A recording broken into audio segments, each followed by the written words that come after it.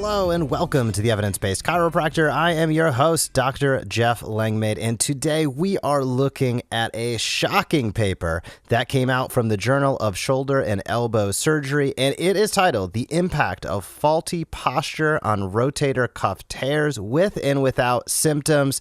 This is a study you are going to want to pay attention to, and again, the results are pretty shocking, so stick with me for this episode, and a huge shout out to Dr. Anthony Hussein for bringing this paper to my attention. Additionally, tickets are selling for Adjust Your Marketing, my live intensive workshop that's happening here in Tampa, June 7, 8, and 9. It is all about getting you prepared to build and grow your practice online in 2019 and beyond. It's something I've worked hard on for a long time. I want to be your guide and your resource to take you where you want to go with your practice. And this is a weekend that is really going to kick that off in earnest. We are talking about website looks. We're talking about writing email copy, getting social media, filming some videos together. This is a hands-on workshop. I am pumped. Tickets are selling right now. So if it is something that you want to get more serious about in 2019, visit theevidencebasedchiropractor.com/events. Again, that's theevidencebasedchiropractor.com/events and pick up your ticket because there are just a couple super early bird tickets remaining. And on that note, I also had the luxury of traveling this past week to Parker Seminars out in Las Vegas. Then I hopped on a quick flight from Vegas to San Diego for Traffic and Conversion, which is one of the largest marketing conferences in the world. So I got a bunch of great insight on what's working by people that are spending $100,000, $500,000, $1 million per month on their marketing budgets. And I'm excited about it because I look at that and I say, what can I take from that and distill down that doesn't require the cost? What are the tactics and strategies that the big guys and gals are using right now to build and grow their businesses? And I tell you what, there is so much correlation between what we can be doing as chiropractors in terms of building trust, following up. There's a lot that I want to get into. I'm dumping a lot of that information into the Adjust Your Marketing event, so I'm pumped for it. Huge shout out to Dr. Bill Morgan and the entire team at Parker for having me out there.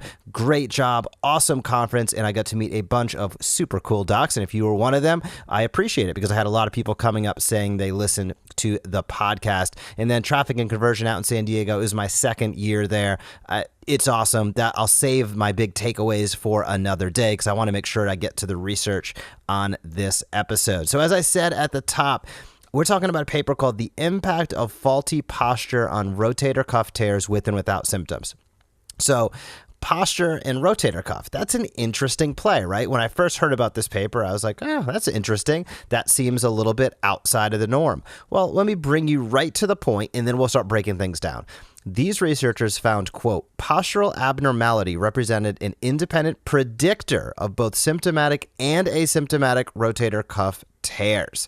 So this starts to get really, really interesting because we talk about posture. We know, faulty posture has been associated with musculoskeletal challenges. It's been associated with lumbar pain, the forward head posture, tech neck. All of these things can play a huge role in cervical, challenges, in shoulder challenges. But really, looking at thoracic posture and scapular and shoulder function hasn't really been evaluated until this study. We also know, historically, rotator cuff tear is one of the most common disorders affecting the shoulder. The frequency of approximately 20% in the general population. 20% of people will deal with a rotator cuff tear at some point in their life. I did not know that. So that already was something that kind of shocked me. Well, when they looked at posture and they defined posture, the researchers, they looked at it really in 4 criteria. These are going to really hit home for you listening right now because they're what we talk about all day, every day. Posture number 1 was they said, hey, there are people that we have in this study that have ideal alignment, characterized by normal curves of the spine with neutral position of the head, pelvis, and hip joints. We don't see that too often, but they certainly notated it. Secondarily, they looked at kyphotic lordotic posture. So what was this? Well, it was hyperkyphosis in the thoracic spine and hyperlordosis in the lumbar spine with hyperextension of the cervical spine, forward shift of the head, anterior tilt of the pelvis, and flexion of the hip joints. This is probably what we see most common, right? People spending long hours at a desk. We see this kyphotic lordotic posture where there's a hyperkyphotic thoracic spine and a hyperlordotic lumbar spine. So that's something we see commonly. The two others, flat back syndrome, which is flattening of the lower thoracic spine and lumbar spine with forward shift of the head, posterior tilt of the pelvis and extension of the hip joints, and then good old sway back posture. Sway back posture sounds like very 1940s to me, but sway back posture apparently is still a thing, and it's characterized by posterior displacement of the upper trunk and anterior displacement of the pelvis, compensating for flattening of the lumbar spine with forward shift of the head, posterior tilt of the pelvis, and hyperextension of the hip joints. So flat back and sway back do have some commonalities there in terms of their posture and positioning, no pun intended. So what did these researchers found? Well, they found some pretty staggering results when they analyzed hundreds of people across those four postures. Listen to this. They found prevalences of rotator cuff tears in this study were 2.9% in ideal alignment, 65.8% in kyphotic lordotic posture, 54.3% in flat back, and 48.9% in sway back. Those were the prevalences of rotator cuff tears. So if you had an ideal alignment, you had a less than 3% prevalence of having a rotator cuff tear that was either symptomatic or asymptomatic. Less than 3%. If you went to a kyphotic lordotic spine, again, hyperkyphosis in the thoracic spine, hyperlordotic curve in the lumbar spine. We see it all day, every day, right? It jumped from under 3% to over 65% of those individuals. That is absolutely staggering. That is absolutely staggering. We're looking at, I'm not the best mathematician on planet Earth, but 65 minus 3, 66 minus 3, 63% more likely. That's hundreds, if not thousands of percent more likely. At any rate, this is something to keep in mind. And I think about it from a clinical perspective for me and you and your practice, right?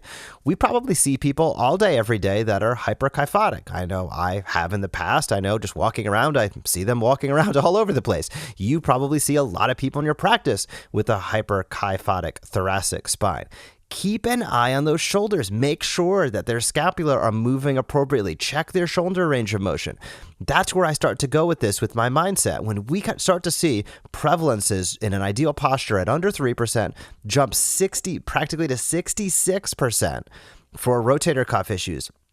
This paper doesn't use the term causation, but that is a very high correlation in the bare minimum. So keep an eye on that scapular motion. Keep an eye on their shoulder range of motion if you're working that mid-thoracic spine. Again, sometimes I think insurance criteria and how we go about our day-to-day, we start to really focus in and really narrow in. I'm just going to adjust here. It's where there's pain. It's where there's dysfunction.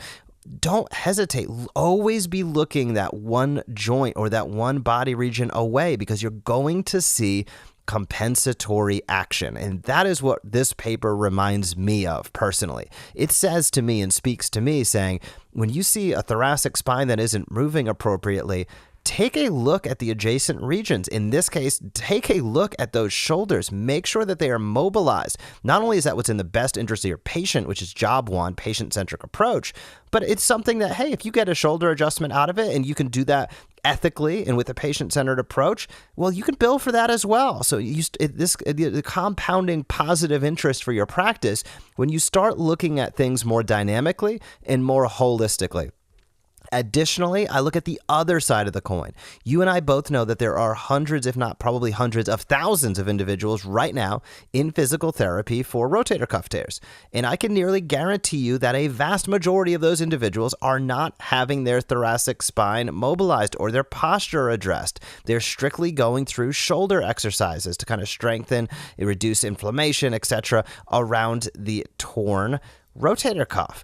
So keep an eye on that. If you see a patient that's coming in, if you have physical therapy in your practice or active care, if you see shoulder issues, the same thing applies the other direction. Check out the thoracic spine. Don't stop just on that shoulder. And as you have conversations, maybe with physical therapists in your community, as you have conversations with medical doctors in your community, this isn't a paper that it's, look at how much better we can do, but it's a paper that showcases your expertise. It's a paper that showcases you're on the cutting edge of what's going on. This paper just came out in the last couple of years, and I can guarantee you there are a vast majority of physical therapists, a vast majority of medical doctors, and quite frankly, right now, a vast majority of chiropractors that didn't know the prevalence rates, that didn't understand actually, oh my gosh, this jumps from an ideal posture at 3% rotator cuff issue to 66%. It's staggering. It's something to keep in mind, and it's something where you can do the best work for your patients. You might be able to bill for a couple, additional treatments, which is fantastic when you're doing the right thing. And ethically, the patient's going to be happier, and you're addressing and setting things up for long-term success when you're also addressing the compensations that go on, not just myopically focusing on that injured area. I think that's what we all want. I know that's what I want as a practitioner, as a healthcare professional. I can be pretty sure if you're listening to this podcast, it's what you want as well. So if you want to check out this paper, I will leave a link in the show notes. And if you want to dive deeper to bridge that gap and build relationships with other healthcare providers, join us as a member of the Evidence-Based Chiropractor. We'll give you all the tools, all the resources, step by step, to bridge the gap, build relationships, and get more referrals into your practice. But you got to be consistent, and you have to have a plan. That's where we come in. So check us out at the evidencebasedchiropractor.com. I hope you have a great week in practice, and I will talk to you soon. We appreciate you joining us for this episode of The Evidence-Based Chiropractor. Learn more tips for explosive practice development at theevidencebasedchiropractor.com. You can also join the Premier MD monthly membership, enabling you to use what you just heard to maximize results in your office.